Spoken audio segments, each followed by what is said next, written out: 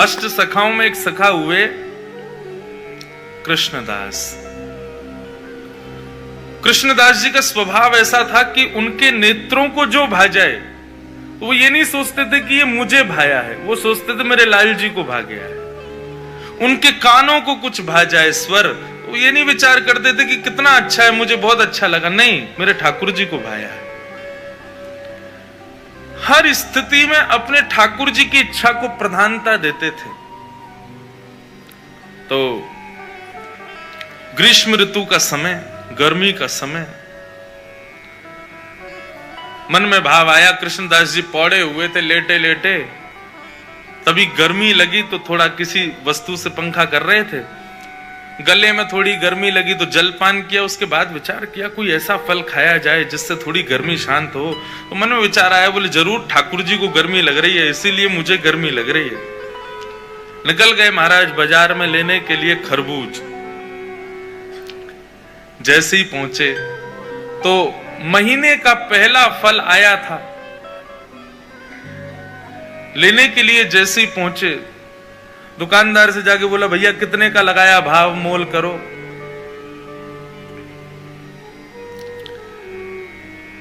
दुकानदार ने जो भी भाव था उसका 1 रुपया 2 रुपया बताया, बोले इतने का है, लो।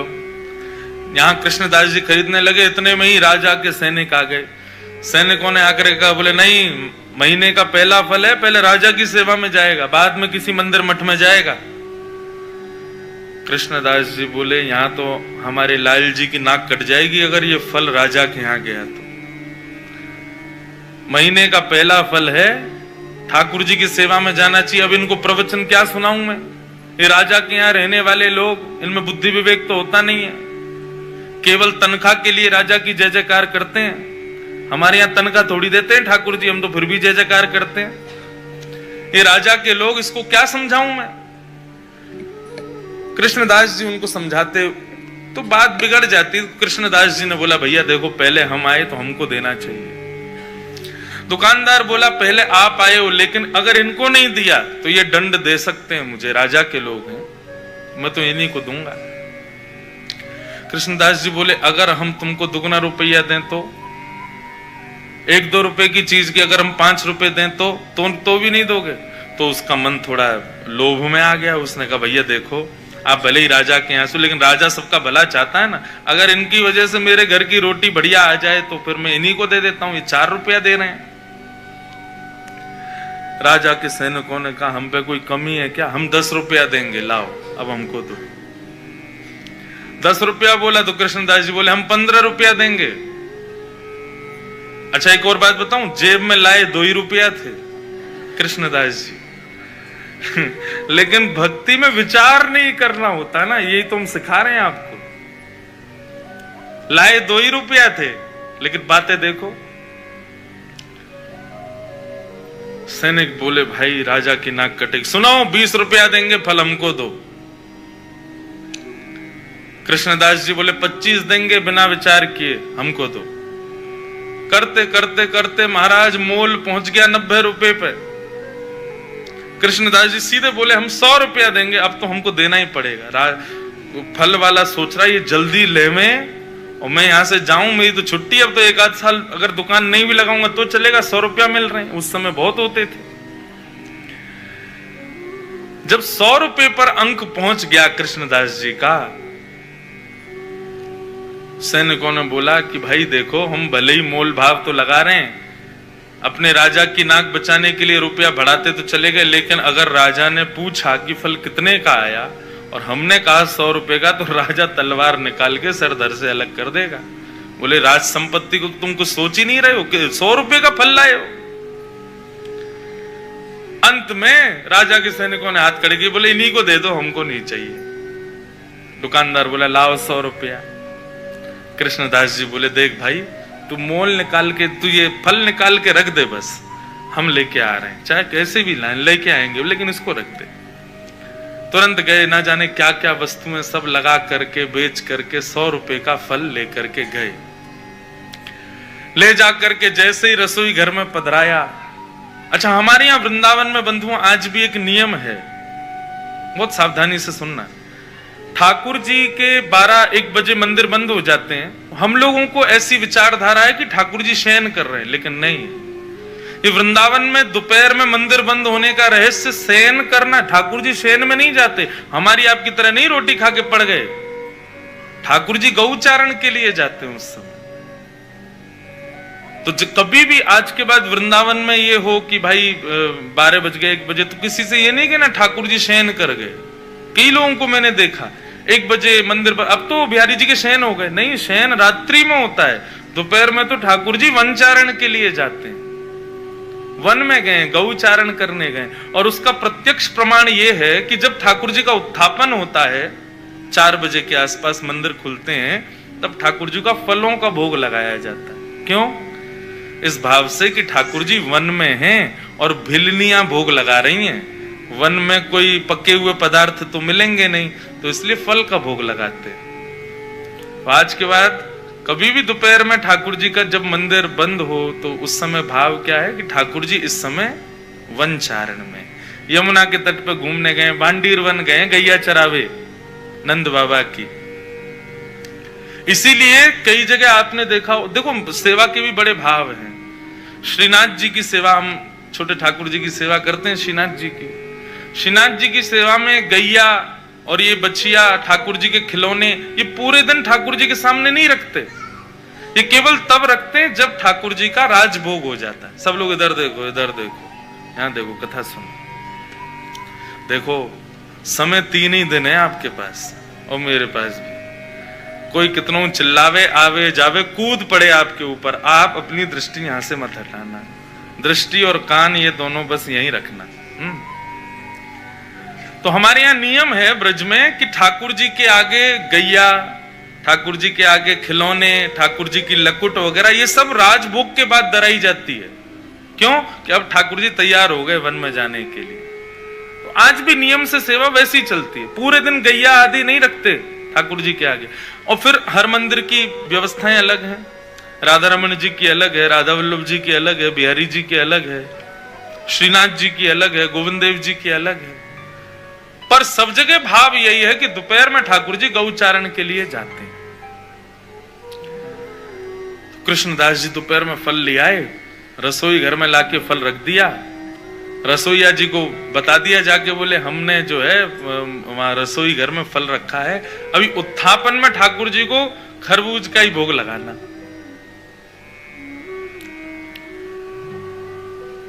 कृष्णदास जी बड़े प्रसन्न थे कि भैया महीने का पहला फल ठाकुर जी की सेवा में आएगा, ठाकुर जी पाएंगे, आनंदित हो जाएंगे। रसोईया स्नान ध्यान करके जैसे ही रसोई घर में गए, पूरी रसोई खोज ली, लेकिन महाराज फल नहीं मिला, कोई ले गया उसको वहां से। बाहर आके कृष्णदास जी से कहा, बोले कि कृष्णदास जी अंदर तो फल है ही नहीं। बोले अरे मैंने वहीं रखा है। बोले मैंने देख लिया, कहीं भी नहीं है, सब जगह खोज लिया महाराज, फल तो कहीं चला गया, उसको कोई और ले गया। कृष्णदास जी बड़े व्याकुल हो गए। बोले एक तो मैं अपने लाला की नाक बचावे के काजे राजा के सिपाहियन से लड़ झगड़ के लायो, 2 रुपया के फल को 100 रुपया को लेके आयो, कितनी वस्तु बेच के आ गए हो। इस बात का दुख नहीं कि इतना महंगा लाया, इस बात का दुख नहीं कि इतना लड़के लाया, इस बात का दुख कि ठाकुर जी उसको पा ना पाए, कोई और ले गया। बड़े दुखित बैठे थे मंदिर के अंदर। उत्थापन का समय अन्य फलों का भोग ठाकुर जी को लगा दिया, लेकिन कृष्णदास जी का मन बड़ा विचलित। पुजारी जी आए, बोले कोई बात नहीं, अब हमने अन्य फलों का भोग लगा दिया है, अब फिर कभी कृष्णदास जी, अब कृष्णदास जी किस किस को बताएं। अच्छा एक और बात बंधुओं, जो बात बात पे ये बताए ना, मैं तो ये करके लाया था, मैं तो इतनी मेहनत से लाया था, समझो उसको इस बात से चिंता नहीं कि ठाकुर जी ने धारण नहीं की, उसको इस बात की चिंता कि मैंने मेहनत की थी। कृष्णदास जी को ये चिंता ही नहीं थी कि मैंने कितना श्रम किया, उनको ये चिंता थी ठाकुर जी ने पाया नहीं। रोते रहे, सब समझाते रहे कृष्णदास जी को। उत्थापन का भोग जब अनोसर हुआ और पुजारी जी ने बाहर आकर के जैसे ही कपाट खोलने की घोषणा की, सब दर्शनार्थी खड़े हो गए। कृष्णदास जी के भी नेत्र लाल पड़े थे। जैसे ही कपाट खुले तो क्या पाया ठाकुर जी के उर्द बाहु के ऊपर वही फल रखा जाता जो कृष्णदास जी लेकर के आए थे। रसोईया लाता उससे पहले ठाकुर जी रसोई घर में जाके ले आए उस फल को और अपनी भुजा में ला करके धारण कर लिया।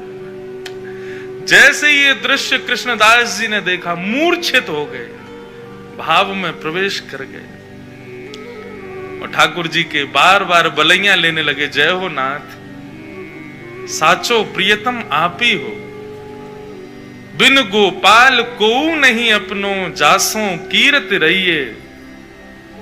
सूरदास जी कहते हैं संसार के प्रेमी लोग कितना भी प्रेम का आप उनके सामने बखान कर दो, कितना भी अपना प्रेम उनके सामने उजागर कर दो, कभी ना कभी उसका त्याग कर देंगे। लेकिन ठाकुर जी आपके प्रेम को हृदय से लगा करके रखते हैं। इसलिए मैं कथाओं में कहा करता हूं, ठाकुर जी को 56 भोग प्रिय नहीं, ठाकुर जी को इत्र प्रिय नहीं, ठाकुर जी को चंदन प्रिय नहीं, ठाकुर जी को दुनिया भर की पोशाक प्रिय नहीं, सोने चांदी हीरे जवाहरात प्रिय नहीं, अपने प्रेमी भक्त का भाव प्रिय है। उसका भाव कैसा, उसका भोग ठाकुर जी लगाते हैं। 56 भोग है, इससे ठाकुर जी को कोई अभिप्राय नहीं। इसलिए भैया भक्ति का पहला सूत्र अपना लीजिए कि भक्ति विचार का विषय नहीं है, विचार नहीं करना है। आप विचार मत करो, बस जो करना भाव मन में आ गया बस कर दो, ठाकुर जी सब संभाल लेंगे। ये विचार उत्पन्न होना और फिर स्वयं को उसके ना योग्य मान करके उस क्रिया को ना करना, ये ठाकुर जी की परीक्षा है। पहले तो आपके हृदय में ऐसा विचार उत्पन्न करा देंगे कि ऐसा ऐसा मुझे उत्सव करना है ठाकुर जी का, और फिर बाद में आप सोचो अरे हम पर धन तो है ही नहीं, हम तो कर ही नहीं पाएंगे। आप जैसे ही उस भाव से पीछे हटे, ठाकुर जी आपको परीक्षा में फेल कर देंगे। फेल क्यों? विचार कर रहा है। रैदास जी का चरित्र सुना है? जब ठाकुर जी उनकी सेवा में आए ना, तो रैदास जी अपने ठाकुर जी को, रैदास जी का स्वभाव था कि वो तीर्थों में ही घूमते रहते थे, लेकिन जब से ठाकुर जी सेवा में आए तब से उनका तीर्थ छूट गया। क्यों? ठाकुर जी को समय पे भोग नहीं लग पाता, ठाकुर जी को यथाउचित स्थान पे बैठा नहीं पाते, क्या करें, तीर्थ जा ही नहीं पा रहे थे। तो रैदास जी ने ऐसा बना लिया, अपनी कुटिया में ही अलग अलग तीर्थों के नामों से पर्चियां लगा दी और रोज ठाकुर जी का श्रृंगार करके कहते, कहो लाल जी कहां चलोगे? अच्छा तो आज रामेश्वरम जाना है।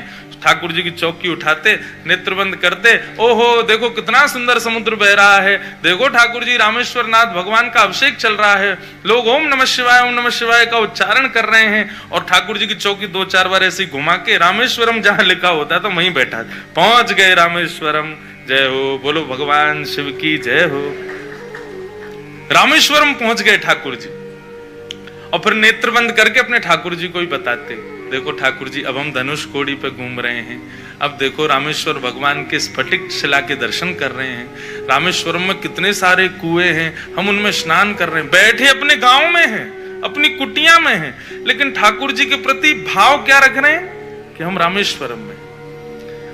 रैदास जी की इस भक्ति का यह स्वरूप हुआ कि जेठ के महीने में अति गर्मी के अंदर यदि रैदास जी अपने ठाकुर जी को तैयार करके, चलो ठाकुर जी बद्रीनाथ चल रहे हैं, तो जैसे ही ठाकुर जी की चौकी बद्रीनाथ में रखी जाती ना, उनके गांव में जेठ के महीने में बर्फ गिरने लग जाती थी।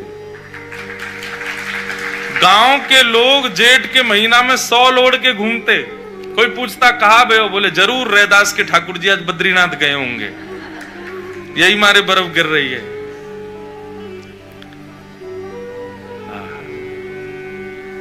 तो पहला सूत्र क्या है भक्ति का? विचार नहीं करना है। ठाकुर जी की सेवा है, ठाकुर जी का कोई सेवा प्रकल्प है, ठाकुर जी की सेवा में कोई वस्तु पधरानी है, उस पर विचार मत करो। बस जो प्रिय है ठाकुर जी को तुरंत ठाकुर जी को अर्पण करो।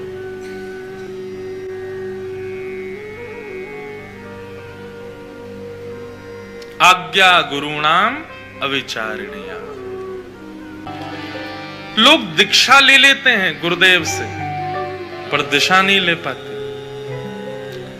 हमारे मायने में दिशा ज्यादा जरूरी है, दीक्षा ना भी हो चलेगा। लोग गुरु मंत्र ले लेते हैं, स्वरूप ले लेते हैं, कंठीमाला ले लेते हैं, लेकिन अपने गुरु की बताई एक बात नहीं करते अपने जीवन में। ऐसे दीक्षा का क्या फायदा? गुरु आज्ञा सर्वोपरि, गुरु आज्ञा भगवान की भक्ति में और पुष्टता लाएगी।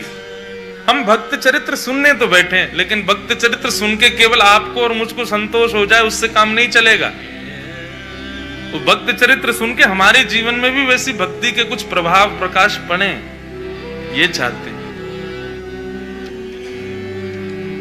आज्ञा गुरुणाम अविचारणीया, गुरु की आज्ञा पर विचार। सूरदास जी तो कहते हैं भैया व्रत नियम साधन नाम जप एकादशी आदि ये सब ना भी करो चलेगा, लेकिन कलयुग में यदि ठाकुर जी के चरण और ठाकुर जी के गुरुजनों के प्रति विश्वास भरोसा नहीं है, गुरु आज्ञा को सर्वोपरि नहीं मान रहे हैं, लेकिन दुनिया भर के साधन कर रहे हैं, तो आपके सारे साधन व्यर्थ हो जाएंगे। यदि गुरु आज्ञा नहीं मानी तो भगवान के भक्ति भाव में किसी भी चीज पर भरोसा नहीं है तो आपके सारे साधन व्यर्थ हो जाएंगे।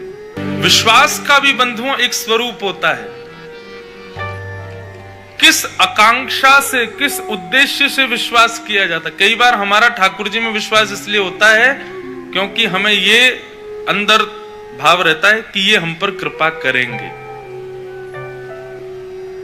कृपा किस रूप में मांग रहे हैं हम ठाकुर जी से? हमारे जीवन में सब सुखद हो जाए, सब आनंदित हो जाए, हमारे सब काम धंधे बढ़िया चलें, सब बढ़िया रहे, ये कृपा यदि आप मांग के ठाकुर जी पे भरोसा कर रहे हैं तो भरोसा भी नहीं करो तो चलेगा। गोपियां गोपी गीत में कहती हैं अशुल्क दास का, हम आपकी अशुल्क दासी, बिना मोल को चेरो। मतलब हमें आपसे कृपा की भी इच्छा नहीं है, आप हम पर रीझ हो, आप हम पर कृपा करो, हमको ये भी अभिलाषा नहीं है, कुछ नहीं, बस राजी रहो, प्रसन्न रहो, आनंद में रहो। भक्ति का बहुत बड़ा सूत्र है बंधुओं, ठाकुर जी से कोई मांगो मत, कुछ दो मत, बस आप प्रसन्न रहो, आपको जिसमें राजी हम उसमें राजी। तत्सुखे सुखित्वम। भक्ति विचार का विषय नहीं है, उसमें विचार मत करो, भरोसा रखो, जो चाहेंगे जैसे चाहेंगे सब पूर्ण होगा। गुरु के प्रति, ठाकुर जी के चरणों के प्रति दृढ़ विश्वास।